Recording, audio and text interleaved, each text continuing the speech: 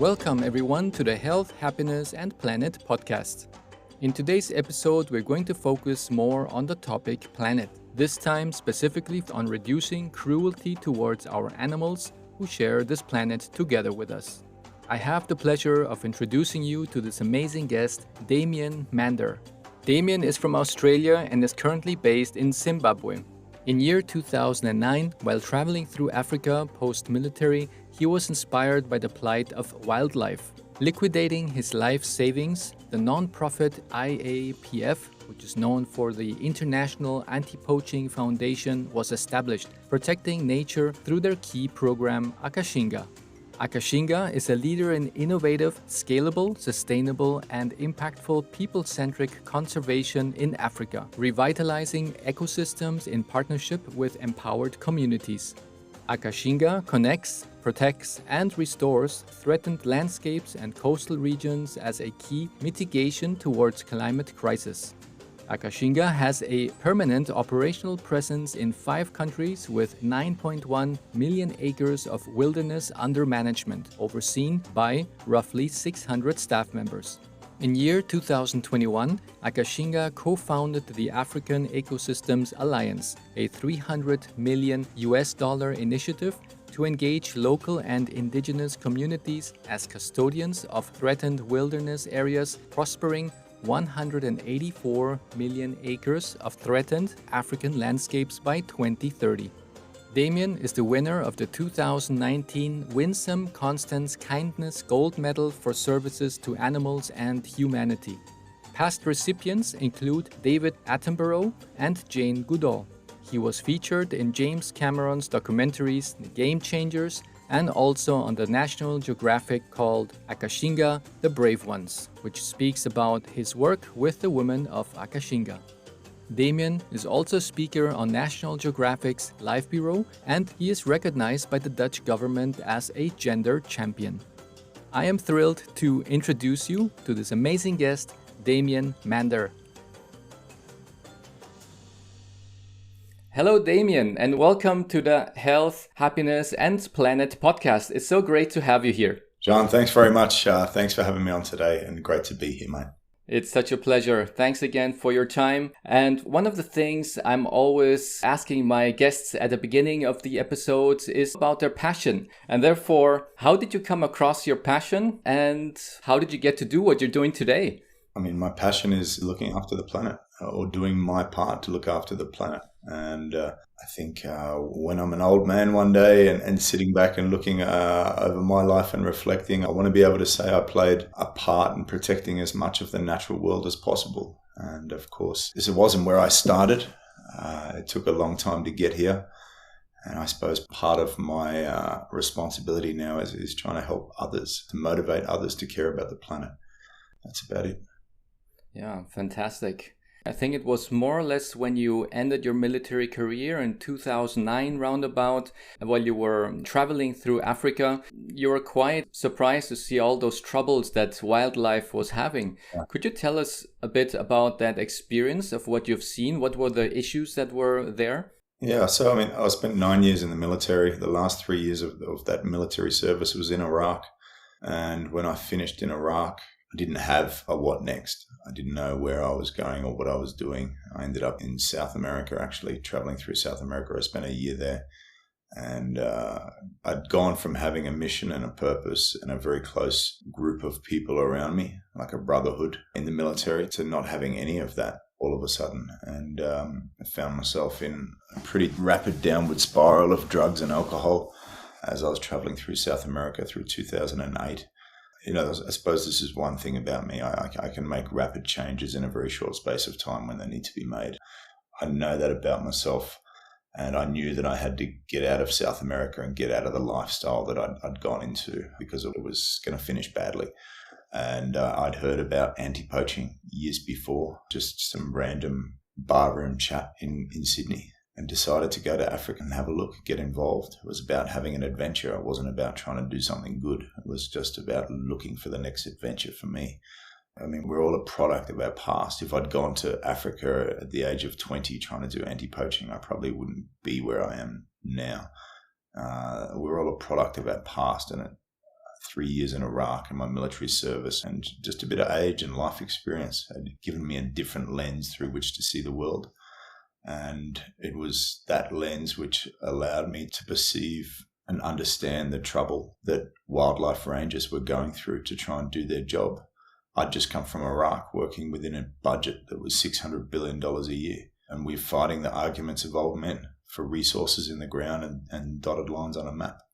And here we are, we see these rangers fighting for the heart and lungs of the planet, and they didn't have anywhere close to the resources we had. I was traveling around to different nature reserves and seeing rangers without boots, rangers without uniforms, rangers without any sort of first aid kit. It really made me think about our priorities as a civilization, as a species. We continuously want to take and give very little back. And these rangers were there trying to give something back and protect what it is that so many are trying to take. And of course, alongside that was seeing what was happening to animals. As a former hunter who never hunted again after Iraq because I knew what it was like to be hunted, seeing animals like elephant and rhinoceros being killed by paramilitary-style units crossing international borders using automatic weapons and high-caliber rifles to kill an animal the size of a truck for something you can hold in one hand, a tusk or a horn, so it can sit on someone's desk in the other side of the world. It didn't make sense. I wanted to do something about it. I wanted to try and do anything I could, and the only two things I had in this world was a certain skill set, which the military had given me in the experience from Iraq, and the other thing was money. I'd started investing in residential property at a very young age. Australia is a well-paid military service. And of course, my time in Iraq was very well paid, well financially rewarded. And I wanted to take that money and turn it into something decent. I wanted to turn it into something that I could be proud of, a new mission, a new purpose. And that's when the IAPF was found back in 2009. And I liquidated a property portfolio to do that. I burnt the boats. I left myself with no option other than to make this work. That's amazing. And at least with that decision that you made, you know that there was no turning back. There was just a one-way street and it had to work. I've never really been a guy that does things in halves. And there was a point in my life where I made a decision that this is what I want to do. And I didn't know how to do it. I didn't even know what the letters NGO stood for. Non-governmental organization. It's a charity. I didn't even know what those letters stood for when I set up this organization. I didn't know how to write a constitution for an organization. I didn't know how to do all the legal work, how to do all the design for posters for fundraisers, how to go out and scope agreements with governments. I didn't know anything about conservation at all. I had to learn everything from the beginning, but what I had is a desire to protect nature, and that desire was enough to drive me to learn all the other things that made it work. You know, my background is counterinsurgency warfare. It's not writing legal documents. It's not figuring out how to track through the African bush or what to do when an elephant or a lion charges you. It's not speaking local languages. It's, you know, the skills that I came from the military were a great core, but there was so much more that had to be learned. And to, you know, especially speaking to where we are today as the CEO of an organization that employs almost 600 staff, there's been quite a long road and quite a lot of not only organizational evolution, but personal evolution. You definitely become a new version of yourself through that journey. Yeah, it is. And I often say, you know, I mean, the nature that we're trying to protect has had 5 billion years to evolve. And evolution is the cutting away of the pieces that don't work and retaining the bits that do and continuing to grow. And as humans in our life, we don't have 5 billion years. We have a handful of decades or just a bit more to do as much as we can in the short time that we have on this planet, to evolve, to continuously self-interrogate who we are and what we do and why we do it. And to take those lessons and not be afraid of them and turn them into a better version of ourselves. Yeah. Would you call that poaching is like an organized crime, similar to the drug dealers, similar to gun trafficking and that kind of problems that one has? Yeah, there's two sides to poaching. One is subsistence, so it's people that are just trying to live. They're trying to survive. And this is people that are coming in and poaching for bush meat. They're trying to put food on the table. And, you know, increasing poverty, not only across Africa, but across the world, is going to place an increasing demand on natural resources. And animals are unfortunately one of the victims of that demand and of that poverty. that we do see across the world in so many places. And then the other side is the organised crime side. These are the syndicates that are responsible for trafficking anything from rhino horn to elephant ivory to animal skins to commercial scale bushmeat operations. And for them, animals is just another currency. Alongside guns, drugs, human trafficking, it's just another currency for them to exploit. And so these are some of the threats and the institutions that we're up against. It's not uncommon for us to have threats against our life. I mean, we had a ranger shot only recently. Fortunately, she was okay. We've had attempted assassinations on some of our staff members. This is real. And we see an increasing amount of people across the world that are involved in environmental protection or reporting on environmental issues who have threats on their life, who are killed. So it's an extremely dangerous job, especially for the rangers that are out there on the front lines, or for the people that poke their heads up too far above the horizon. Fortunately for us, up until a few years back as an organisation, we've scaled very quickly over the last 3 years. Up until a few years ago, we could have been described as a bus crash organisation. If Damien gets hit by a bus, then what's going to happen? But now we've built out such a robust team of people across the world, a management team that sit at this round table where we make decisions and work with our teams on the ground to implement those decisions. So, to a large degree, I've sort of made myself expendable. Fantastic. The first time for me when I got to know about your organization, that was the Netflix documentary from the Game Changers. Okay. Would you say that was like the point when you were seeing more movement and more, I would say, support for your organization, or was it already running well before the Game Changers came? I mean, at Game Changers, they came and filmed, I think, back in 2015. And when did Game Changers air? It was maybe 2 years ago, 3 years ago. It took us a decade to become $1 million a year organisation. That tripled the next year, tripled the year after. And then this year we will probably be somewhere around the $13 to $14 million mark. So that's going from $1 million to $14 million a year as a charity has happened over the last 4 years. So there's been a lot of things that have contributed to that.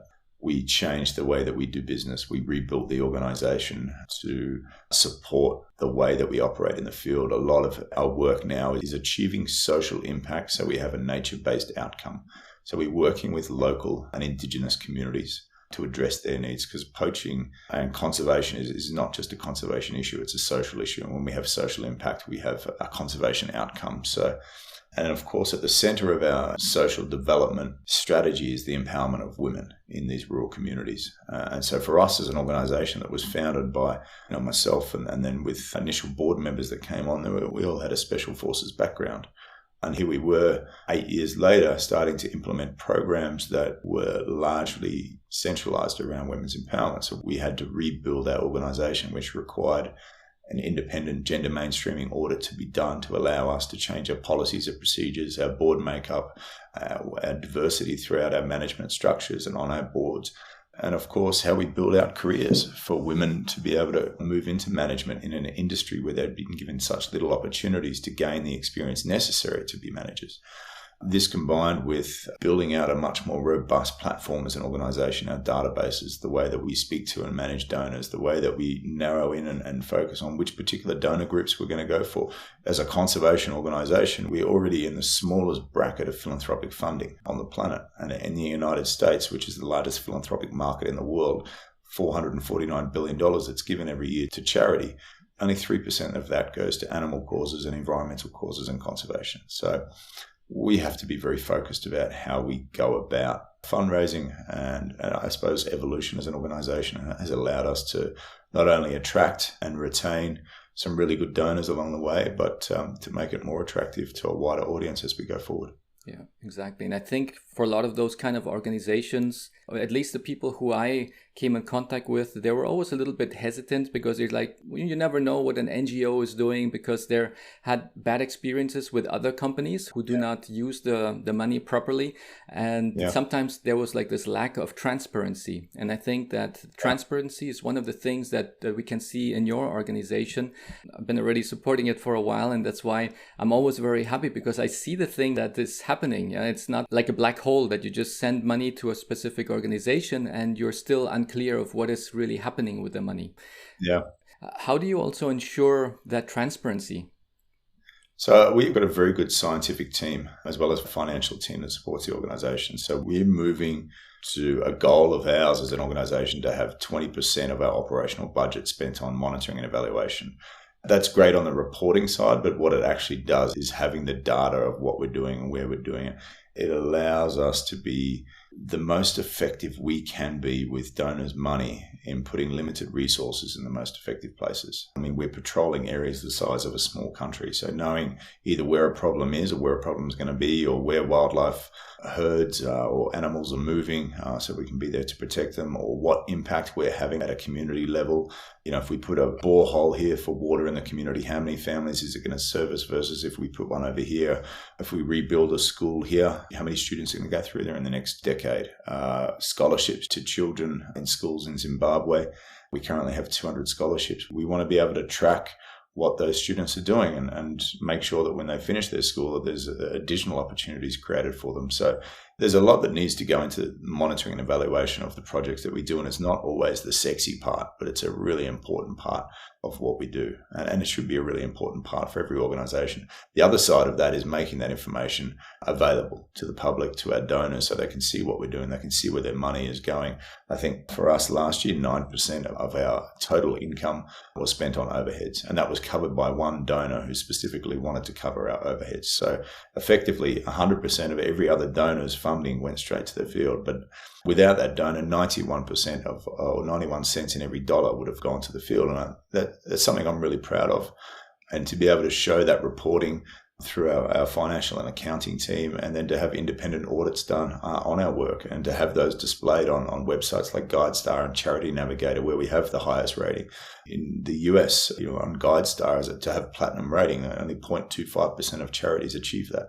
So all of this is what creates confidence in investors, in donors, in the work we do, and hopefully the results on the ground as well, and enable us to grow.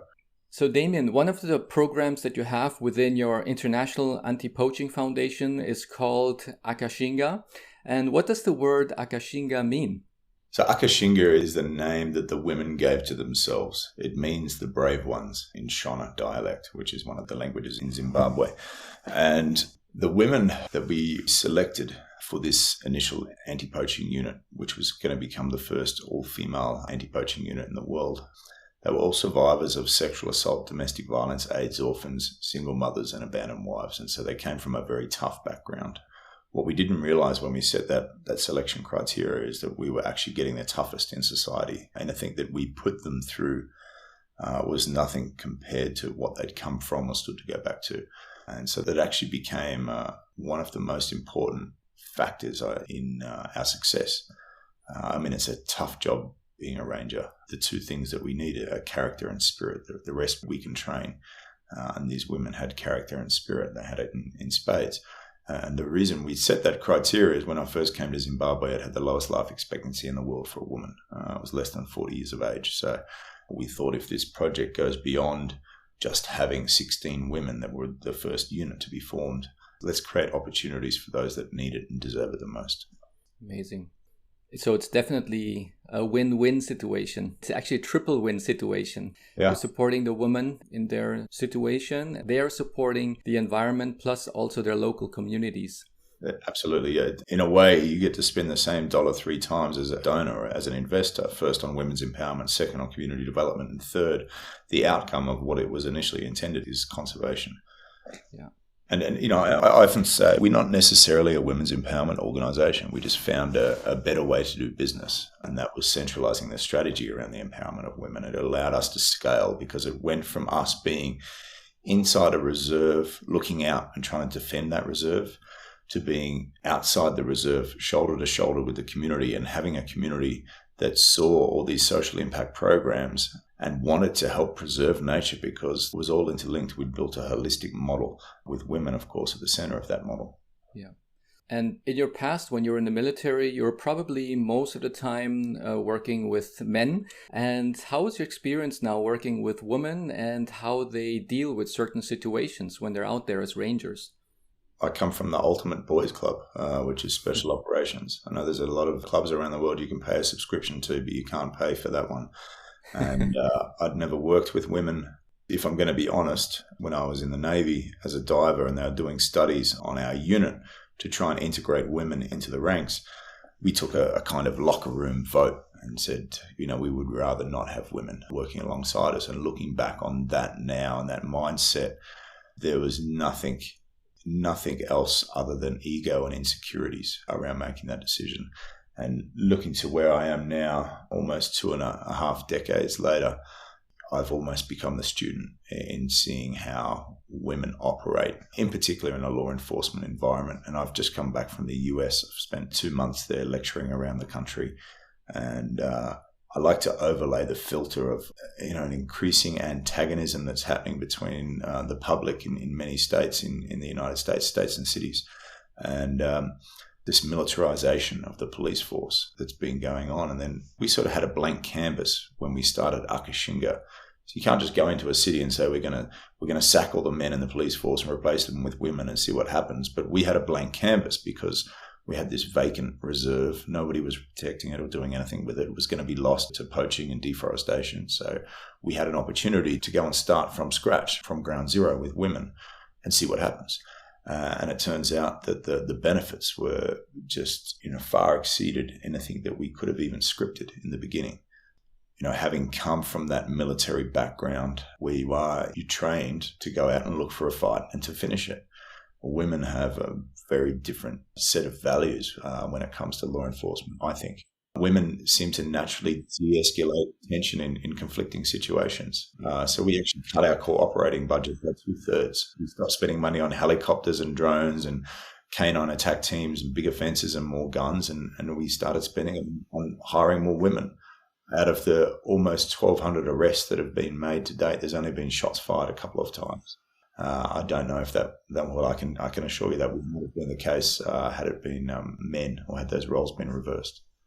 For us to have an idea of how these women work and how do they get those poachers, because I think many of us cannot picture it. How does that work if the poachers are caught while they're doing the act of catching an animal, or is it usually after something has happened and they can catch this person, or is it before they actually are preparing to do their act? Could you give us a little insight on how that works and how they approach their job?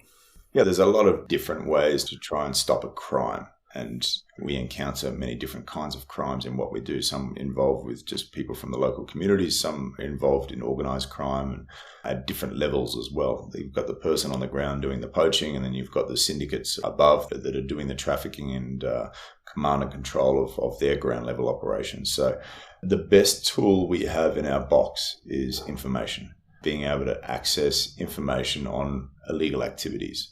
We with over 9 million acres now under contract in partnership with local communities to help manage and look after, these are the areas. These are the size of small countries. They're such huge areas. So we can either walk around these areas hoping to bump into a problem, or we can go exactly where that problem is going to be.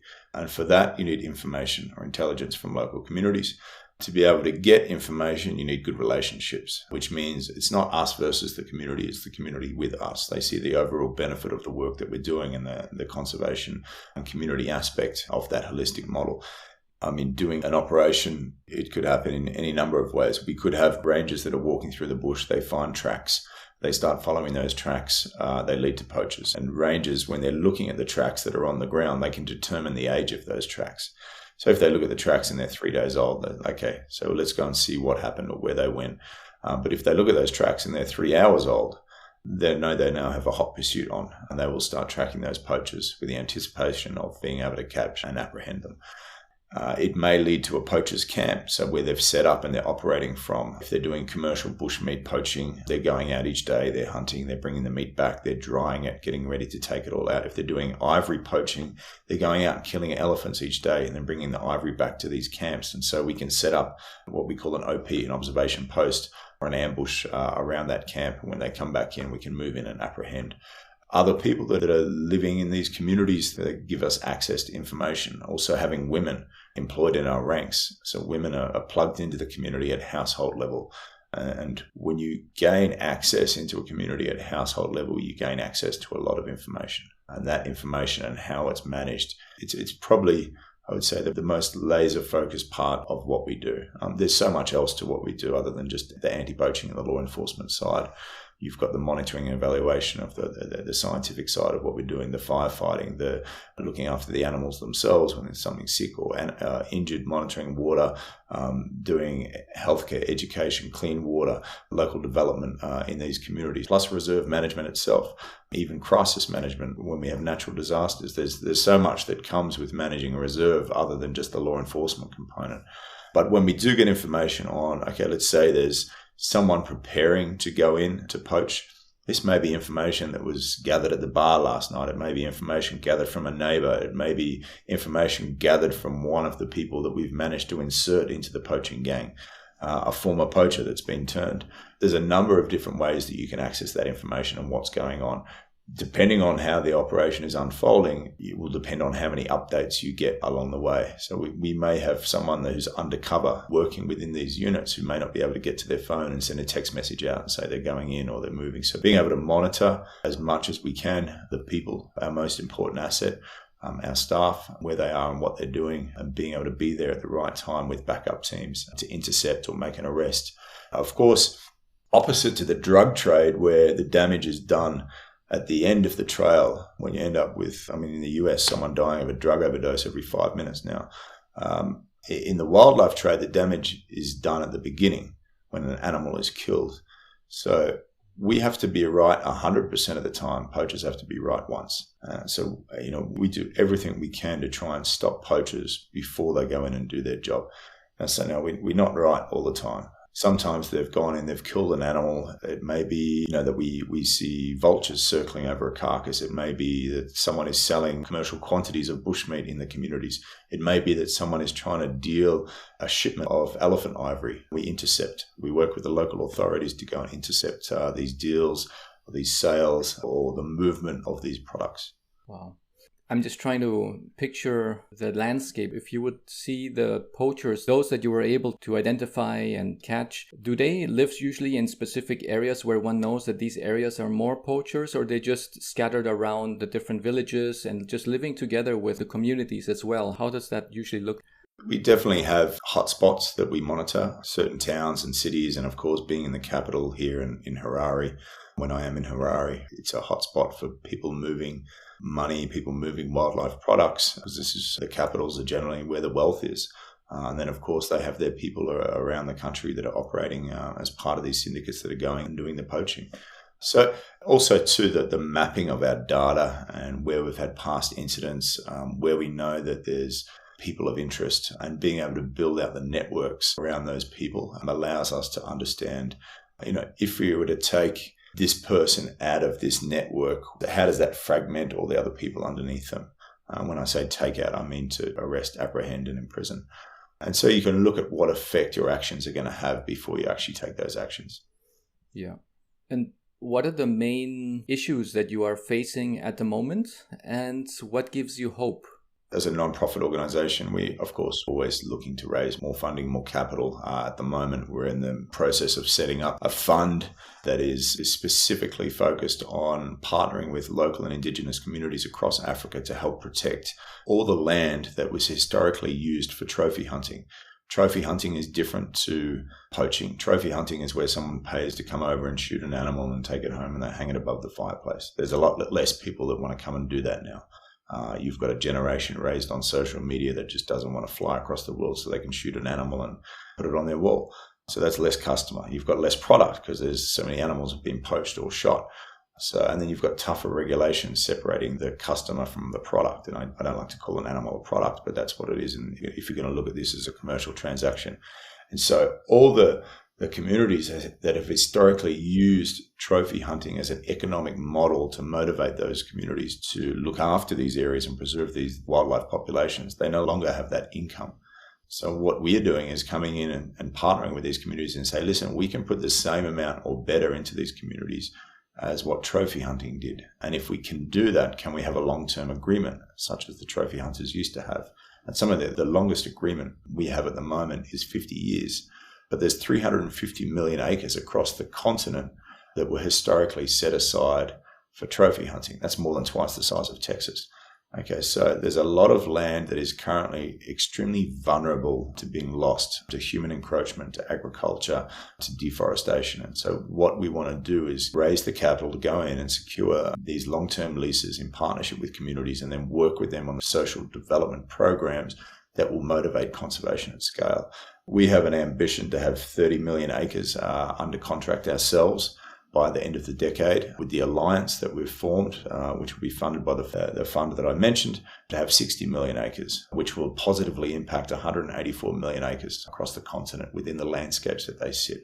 So raising the capital for that fund is my primary focus at the moment, and expanding our work. Of course, every contract we sign and whether it's 1 million acres, 2 million acres, that we're now the joint custodians of, in helping to protect alongside the local communities who are the traditional owners of these lands.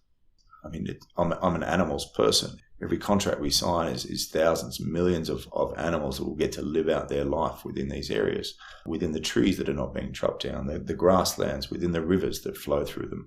And of course, the ecosystem services that these places return to us. We are accelerating into the sixth mass great extinction on this planet. For the first time in history, it's a human-created phenomenon. We're talking about all different ways to try and stop this and prevent this and offset carbon and do that, or suck carbon out of the air. We have a system that's just spent 5 billion years getting it right. It's called nature.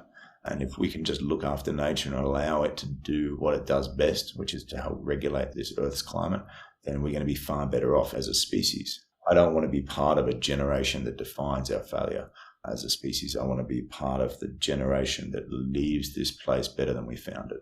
We have a hell of a fight in front of us. And you asked me what gives me hope. What gives me hope is that I think there is enough good people out there willing to do the right thing and to turn the ship around. I think we're a species that responds really well when we push far enough into a corner. I don't think as a global community we understand how far into that corner we are at the moment. But what gives me hope are the people that we work alongside within this industry, within other sectors that are starting to make changes. They're starting to realize that you can't just keep taking and taking and taking. And my philosophy in life, for what it's worth, is just whatever you're doing, have a good time and don't be an asshole.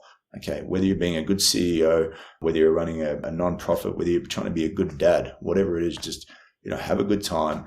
And if you're having a good time, it means you're doing it right and you're getting it right. And don't be an asshole in the process. You don't need to take and step on others to get what it is you're after. You can bring people along for the journey. Damien, you've been already now a couple of years vegan. And what was the point when you said, it's now time for me not to put any more animals on my plate? It was a lot of internal conflict before I reached that decision. And I came up with so many excuses, all the same shit that we always hear. These animals were bred for us, or cows are not going extinct, chickens are not going extinct, or we need animals to get our protein. And to be honest, it was all bullshit. Even to the point of telling myself that I'm doing so much for the planet that I've got these credits to go and do something bad. And eventually it just became too heavy a burden to carry on my shoulders, on my conscience. I was walking around the bush all day protecting one group of animals and coming home and not only killing another animal, but paying someone else to do that for me so I could then eat it that night. Paying the meat industry as the most destructive industry there is on this planet. And as a conservationist, I didn't want to be a part of that. And the meat industry is responsible for more deforestation than any other industry on this planet.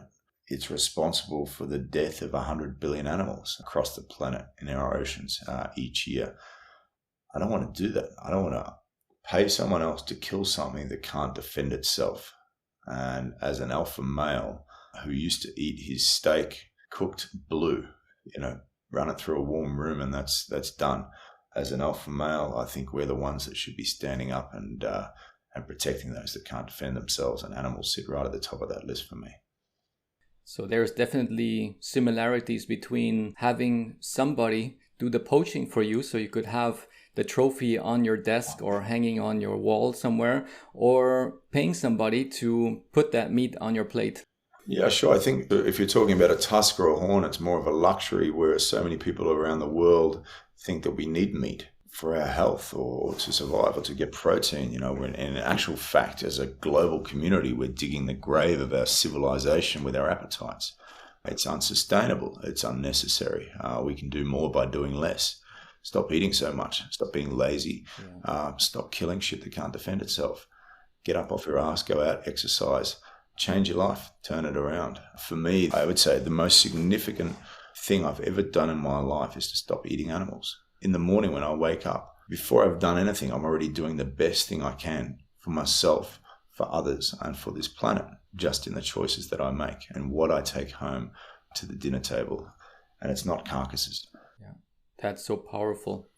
It's so crazy that it's at the end so connected, because if you're doing something good for your health, you're automatically doing something good for the planet as well. And that comes almost in any topic I have seen so far. If it's what you eat, if it's ingesting all that meat that is making you sick and it's making our environment sick, or if it's all those products that you're buying, cosmetics for body care and all the lotions.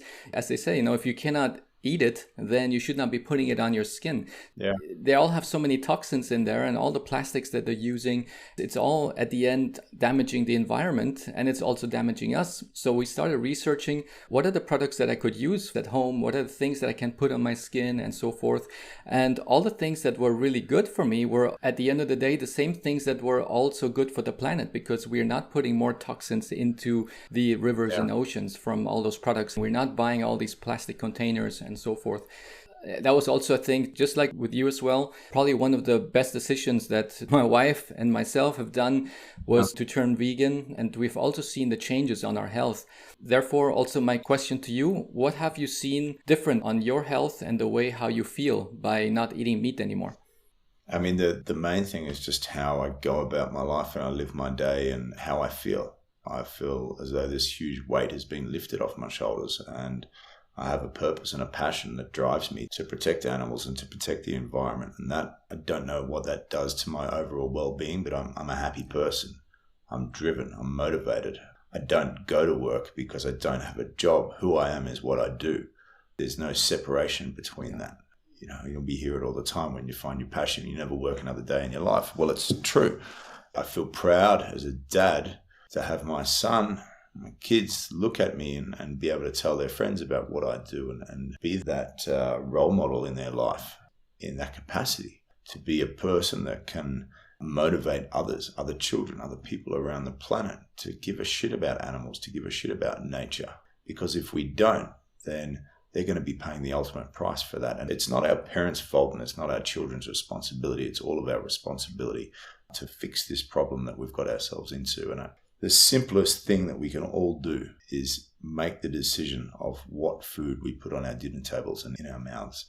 We can do more for this planet just in making that decision than anything else that we could collectively do.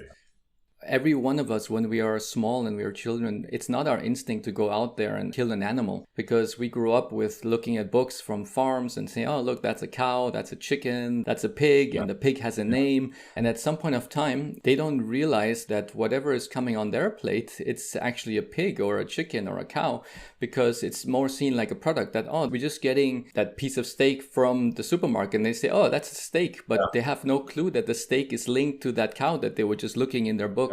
And they see it as a product. And that's why I think a lot of that factory farming, they do not even allow that people are able to enter to see what's going on in there. They're not allowed to film it because they do not want to let down the veil so that people or youngsters or children see what's happening, because probably already a great percentage of people will switch from today to tomorrow and say, I'm not doing this anymore, because people are just not aware about how is that product getting to their plate. Yeah, I mean, the separation between product and market is phenomenal, and the information is there. It's just people choose not to either see it or acknowledge it. And I think if more people made a conscious decision to acknowledge where our food comes from and the process it takes to get that food to our dinner tables, then why would anybody in their right mind or with any level of conscious want to do that? Yeah. And I think just as there is racism or sexism, there's also the speciesism where people say, oh, I'm an animal lover because I have a dog or I have a cat at home. But at the end of the day, what makes all the other animals different to a dog or to a cat? Yeah, I mean, if somebody owns a dog or a cat, one knows how these creatures communicate with us. One knows that just by looking at them in the eyes, that they're already telling you what is it that they want. And if you need something and you can communicate with them just by looking at them, it's like, they say, like looking at someone, at a person or at an animal in their eyes, it's like looking into their soul. Yeah. When I look into an animal's eyes, I can feel what they're feeling. And I do not even want to know how it must feel when they are in a slaughterhouse. And I think most people will not be able to do that. Yeah, I mean, the only difference in the capacity for animals to suffer from species to species is the difference that we allow our own minds to accept. I'm sure if you went and stuck a knife into your leg, or into a bear, or into a dog, or into a pig, it would all suffer in the same capacity. There's an old Indian proverb, actually, and it reminds me of what you were just saying there. It says, at the end of our life, when we die and we go to cross into heaven, there's a bridge that we must cross. And at the head of that bridge is every animal we've encountered in our lifetime. Those animals, based on how we have treated them, will decide who gets to cross that bridge and who does not. I think that's pretty powerful. And I think it just speaks to how we've lived our lives and what we've done with our lives and how we've either impacted suffering on others or how we've stopped suffering for others. Yeah, so true. At the end, the pain of suffering that we are producing, independent if it's a person or an animal, it's still measured as suffering. And at the end, we're all nature, we're all family. And if we are going to do this to someone someone, I always think to myself, as humans as well as animals, then at some point of time there is going to be, perhaps even payback, because I think that anything that you do bad in life, it will somehow get back to you. And I've experienced a couple of things in my young life that when I did something bad to somebody, at some point of time, it always came back to me. So I'm just right now thinking like the first 25 years of my life that I was eating a lot of meat, that I hope I will somehow balance the scale a bit by the end of my lifetime once I support vegan plant-based movement and able to really open people's eyes to go this direction. And it's really for their own health, for our environment, and for our future generations to come. And I have one final question. And this one I'm very curious about because a couple of weeks ago, which is from the recording that we're having today, that was on June 21st, you had a conversation with the iconic Dr. Jane Goodall. And I was unfortunately not able to attend because I was traveling. But could you tell us some takeaways that you have gotten from this conversation that will stay in your heart? So, I mean, it's always a great privilege to chat with Jane. And as far as rock stars go on this planet, she's at the top of the list for me. And I said the night before when I was with my fiance in a taxi in New York City, I said, if I had the opportunity tomorrow to speak to any other person on the planet, it would still be Jane Goodall. She's an amazing woman. And I think what she teaches us is that looking after animals and nature is not a career. It's not a pastime. It's not a hobby. It's a commitment. And it's a lifelong commitment. And I think we all need to take that on board as a lesson in how we can have lifelong impact in how we lead our lives. Is it positive or is it negative? And doing positive things don't give us credits to go and do negative things.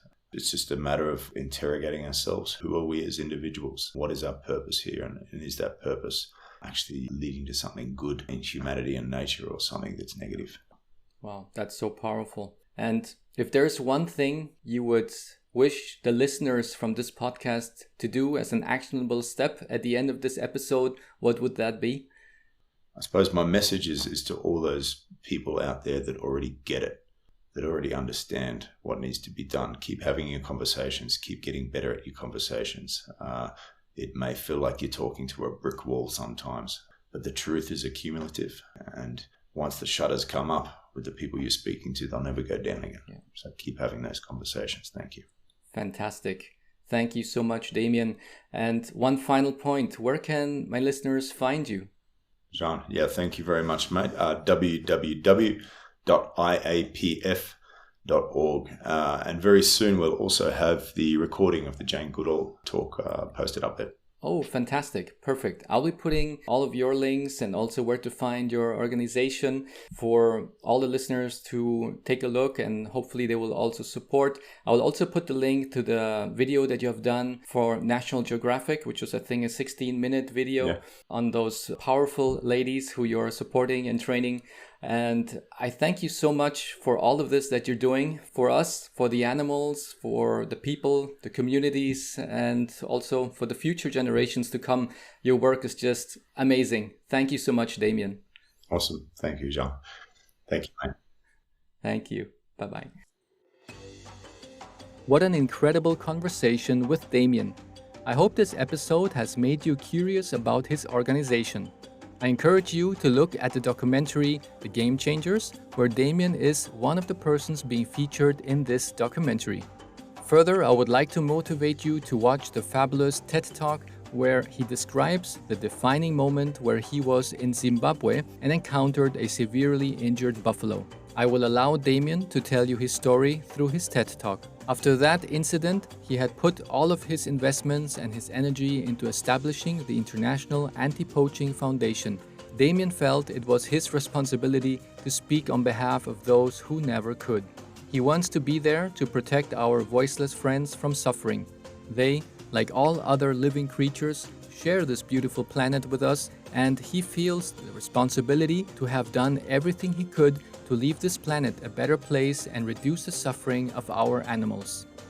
Just as there should not be any sexism, racism, or anything that causes separation, there should also be no speciesism, where we as humans select some animals who we will be kind to, share our home with them, our bed, and our meals together, and on the other hand, we pay a butcher or a large animal agriculture to kill other innocent animals who endure stress, suffering, and a cruel death. We as consumers have the free power to decide what systems we want to support with the choices we make. Today, we have proven data that humans thrive much better, live healthier, longer, and happier without eating our fellow friends who we share this planet with. I am confident that this is not a coincidence that by not making animals suffer and endure stress and pain, it just happens to make us healthier. If you're looking for ways to challenge yourself and go out of the comfort zone and test new things that can make you feel happier and healthier, then think about what animal suffering processes you are supporting with your money and consciously decide how will you reduce your contribution to that. Please share your experience and tag me on Instagram. My account is called health_happiness_planet. In the show notes, you will find all the links on where to find Damien and his outstanding work and how to make a contribution to his amazing initiatives. This podcast was sponsored by Wave Business Excellence Footprint, an online training company that cares about your career development, your personal development, and the well-being of this planet we call home.